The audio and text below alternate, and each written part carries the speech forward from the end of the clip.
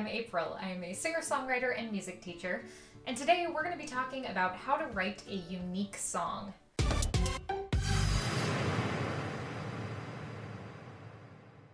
So I've had a lot of conversations with people recently about how they are feeling like all of their songs sound exactly the same.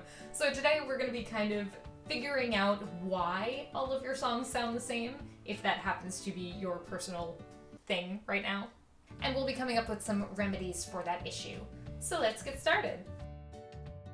The most common issue that I've come across with songs all sounding the same is that they all just use the same chord progression, or at least really similar chord progressions. Now, it would be really easy for me to sit here and just tell you, play something different! But that also might give you decision fatigue, and I don't want to do that. And instead, we're going to talk about some ways to make your song just sound different in general. So we're going to start with guitar, but I promise I will loop back around to piano for those of you who are piano players. If you play the guitar and find that you've been playing the same chords over and over and over, chances are it is due to a set of technical issues. Guitar chords are kind of hard to play, so even if you know a ton of music theory, chances are some of those chords are still pretty difficult, even if you've been playing for a little while. And so if you have been stuck to those first 3 frets, it can not only be challenging, but really, really intimidating to wade further out. But it's also really rewarding to, get out of the shallow end of the guitar.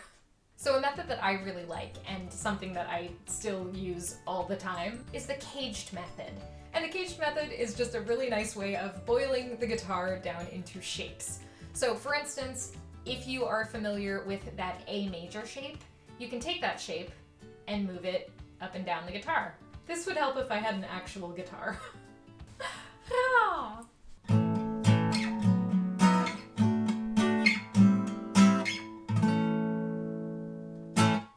So all that I did here was just take a really simple shape, which was, one of the first chords that I ever learned on the guitar, and just moved it around to different spots. Every chord shape you try and every shape that you make isn't necessarily going to work in other places, but it's a really nice place to get started. I love this system because you don't need any music theory to use it, and you'll find chords and inversions that you just wouldn't have thought to use. I use this method all the time, and you'll start to notice it in my songs after a while whenever I use the guitar.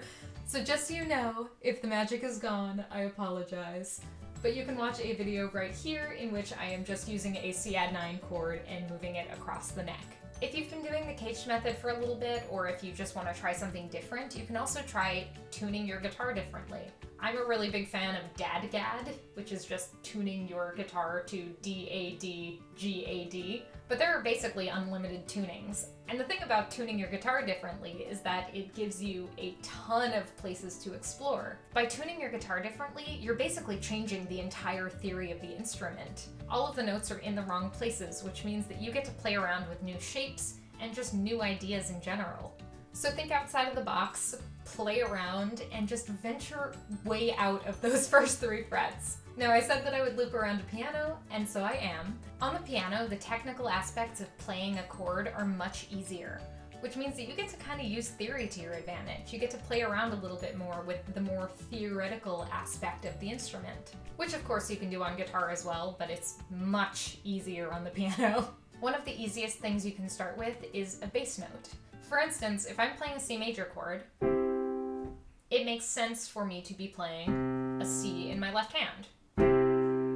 And that left hand note is my bass note. So something that you can kind of play around with is just changing the note that's underneath your chord.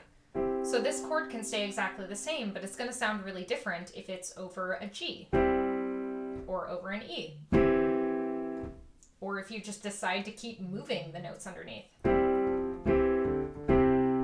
You can also borrow chords from other keys. You can play suspended chords, like that, or that, for instance. You can take a chord you already know, like a C, for instance, and then just add another note to it, or subtract a note from it. Or you can just play things in different inversions. There are 2 major things that come up with lyrics sounding the same in every song.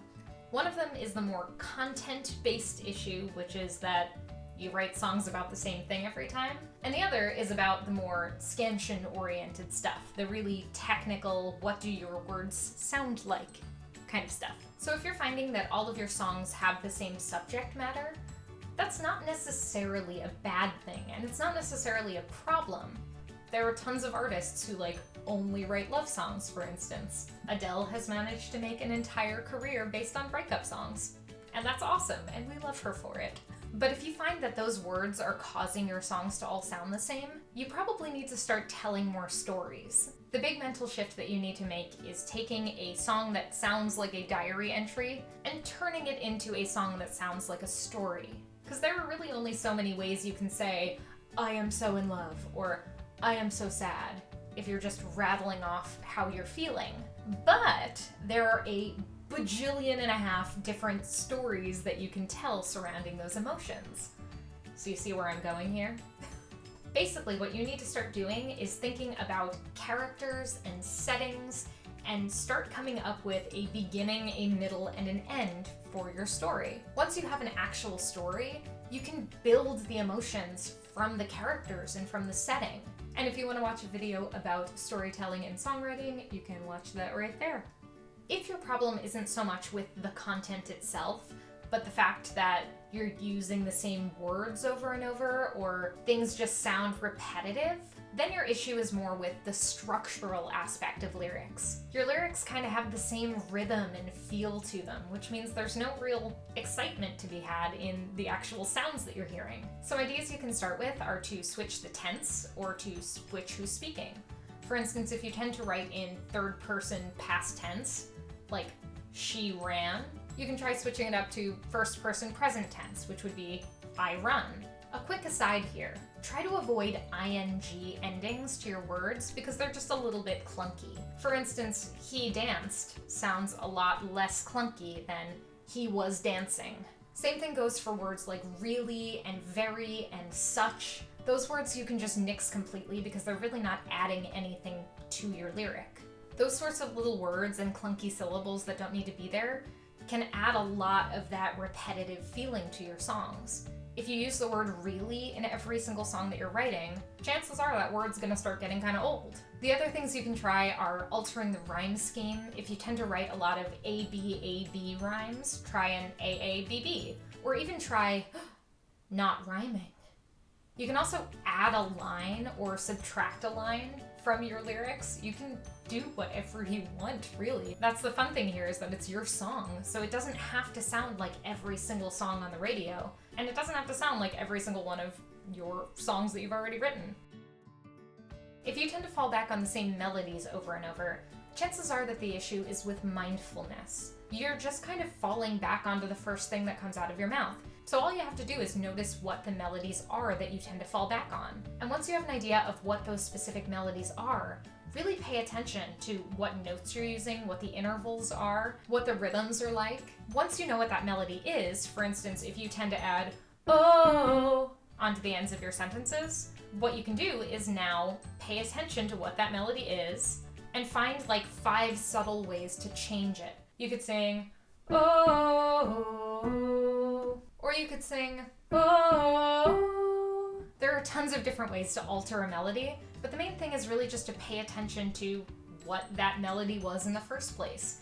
And once you can do that, you can do anything to it. You can just pick it apart and analyze it and rewrite it and do a ton of different things to it. But you'll never be able to get there unless you pay attention to what those specific melodies are. Once you've done this kind of exercise a few times, where you've changed the melody 5 different ways, you're just gonna start getting into the habit of doing it. And in changing that melody over and over, you're gonna find that it's so much easier to just write something new on the spot.